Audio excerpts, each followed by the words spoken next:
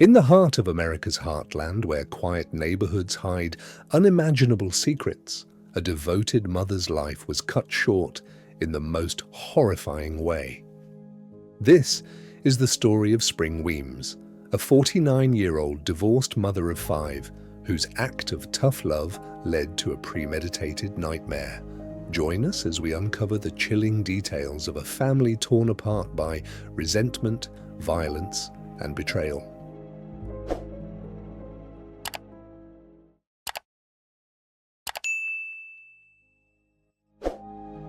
Spring Weems was more than just a name in the headlines. She was a dedicated parent living in the upscale Cascata Falls neighborhood near Edmond, Oklahoma.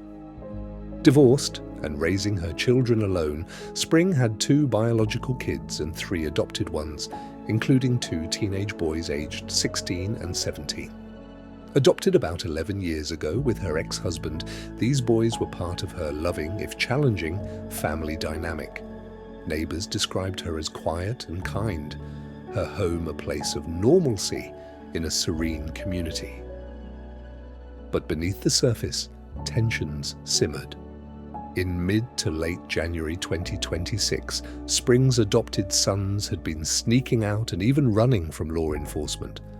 Determined to teach them a lesson, Spring imposed strict punishments, writing apology letters, locking away their clothes and bedding to prevent escapes, and serving simple prison-like meals like ham and beans or chicken and beans. She even made the 16-year-old Jordan Weems wear an orange jumpsuit to simulate the consequences of poor choices. To Jordan, this was humiliating.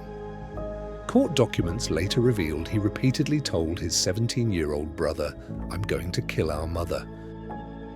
It was the middle of the night when resentment turned deadly. Jordan retrieved a hammer from the garage, a common household tool that became a weapon of destruction.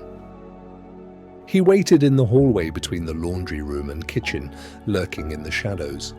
When Spring emerged from the kitchen, unsuspecting and vulnerable, Jordan ambushed her. He struck her repeatedly in the head with the hammer and his fists, continuing until she stopped moving. This wasn't a spur-of-the-moment act. It was premeditated, born from days of building anger. After the brutal attack, Jordan placed her body in a large trash bin, cleaned the crime scene to erase evidence, and rolled the bin to the curb at the end of the driveway, as if discarding something worthless. To cover his tracks, he fabricated stories telling family members that Spring had left to help her sister with a new baby. For days, her car sat in the driveway. Her phone went unanswered, but Jordan maintained the lie. The truth unraveled on January 28, 2026. A neighbor noticed the 2 brothers fighting in the backyard, weapons involved, and called 911 for a welfare check. They hadn't seen Spring in days. Sheriff's deputies arrived, broke up the fight, and interviewed the teens. That's when the 17-year-old brother cracked. He told authorities that Jordan had killed their mother and hidden her in the trash bin. Deputies searched and discovered Spring's body, bearing suspicious injuries consistent with homicide, blunt force trauma to the head. The scene was secured, and the Oklahoma State Bureau of Investigation, OSBI, took over. Jordan was arrested that day and taken to the Canadian County Juvenile Detention Center. In a post-Miranda interview, he confessed everything: the planning, the attack, the cleanup, and the disposal. One of Spring's biological children had visited earlier, noticed her absence, and alerted their father, who filed a missing person report.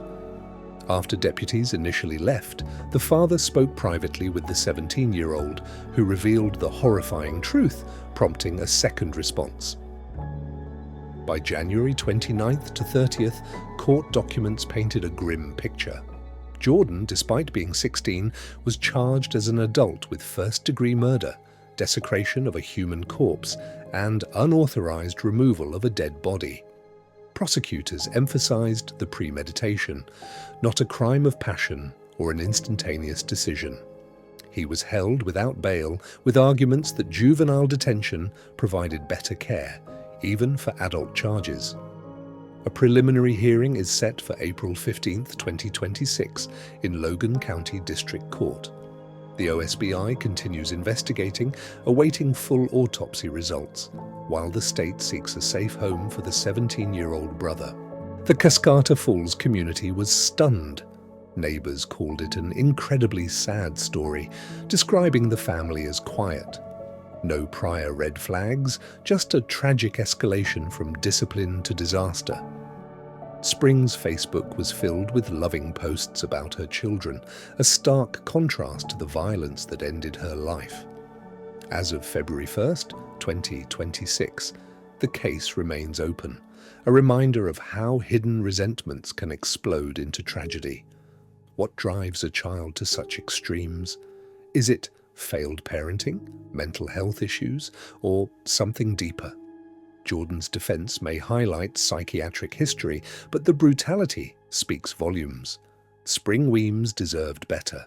Her story urges us to reflect on family dynamics, discipline, and the unseen struggles behind closed doors.